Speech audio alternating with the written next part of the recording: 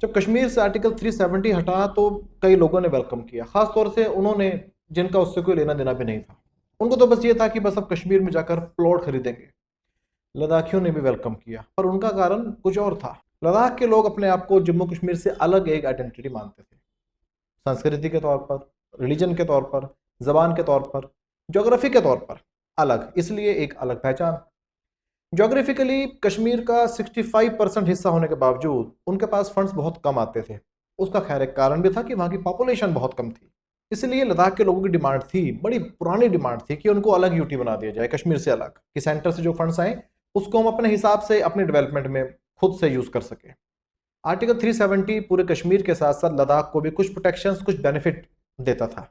तब नहीं पता था, जब छिन गया तब पता लगा। पहले आर्टिकल 370 के जो बेनिफिट थे लद्दाख को, उनके बारे में जान लेते हैं, क्योंकि जो मौजूदा प्रोटेस्ट हैं उनकी जड़ें आर्टिकल 370 से जुड़ी हुई हैं।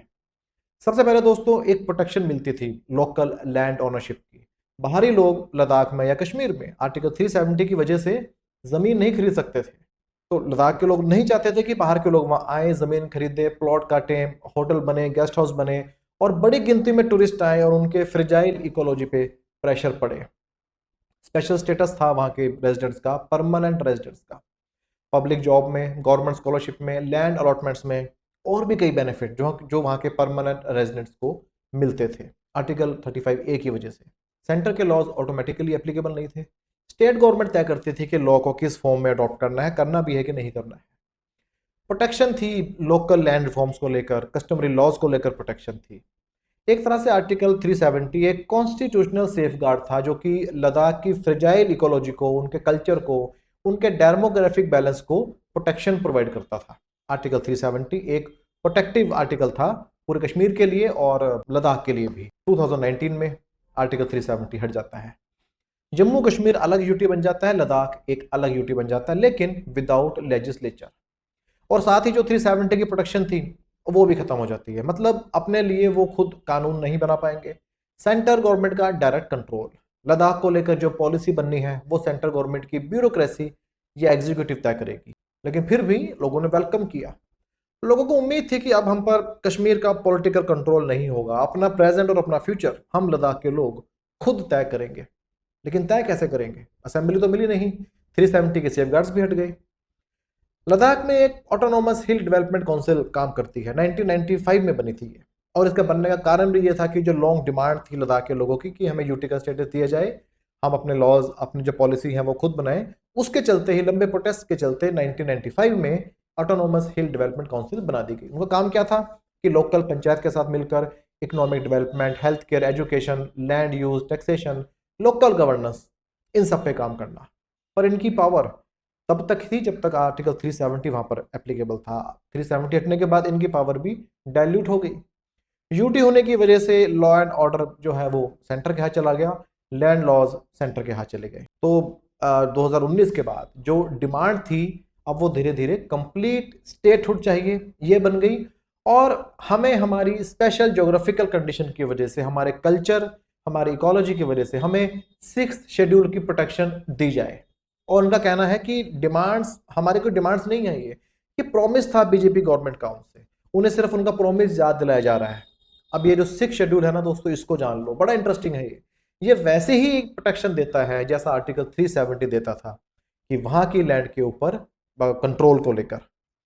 6th शेड्यूल जो है हमारे संविधान में है, जो कि एक एडमिनिस्ट्रेटिव पावर देता है ट्राइबल एरियाज को। अभी तक ये असम, मेघालय, त्रिपुरा और मिजोरम पर एप्लीकेबल है।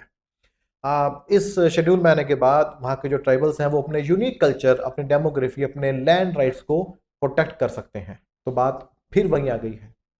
तो वो लोग नहीं चाहते, लद्दाख के लोग नहीं चाहते कि बाहर के लोग वहाँ पर आए, ज़मीन खरीदें, प्लॉट्स काटें, वहाँ की डेमोग्राफी, वहाँ की इकोलॉजी को डिस्टर्ब करें। तो जो लोग खुश थे कि 370 हट गई है, वहाँ जाके प्लॉट खरीदेंगे, तो भाई जान लें कि वो नहीं चाहते हैं, समझ लें इस बात को आप। तो ये मेन डिमांड है लद्दाख के लोगों की कि एक तो स्टेटहुड और दूसरा 6th शेड्यूल में हमें डाल दिया जाए। और सेंट्रल गवर्नमेंट नियर फ्यूचर में तो नज़र नहीं आता कि ये डिमांड्स मानेगी। सेंट्रल गवर्नमेंट्स के अपने लॉजिक हैं, अपने उनके कारण हैं। सबसे बड़ा कारण है लद्दाख की लोकेशन।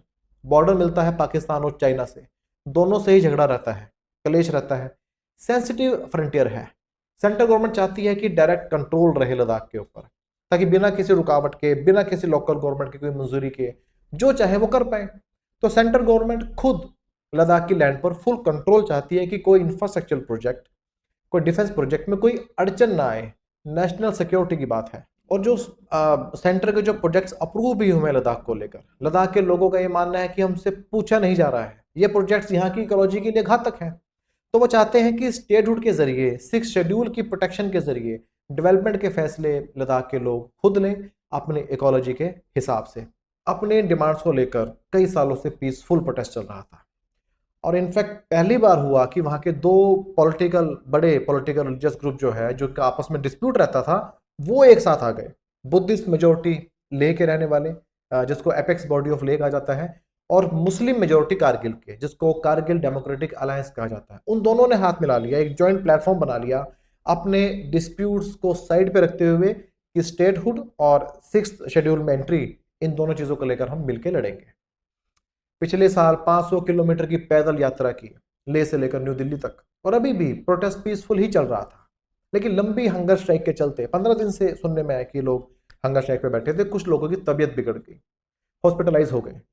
यहाँ जो है यंगस्टर्स का सब्र टूट गया, जिनको जेंजी कहा जा रहा है।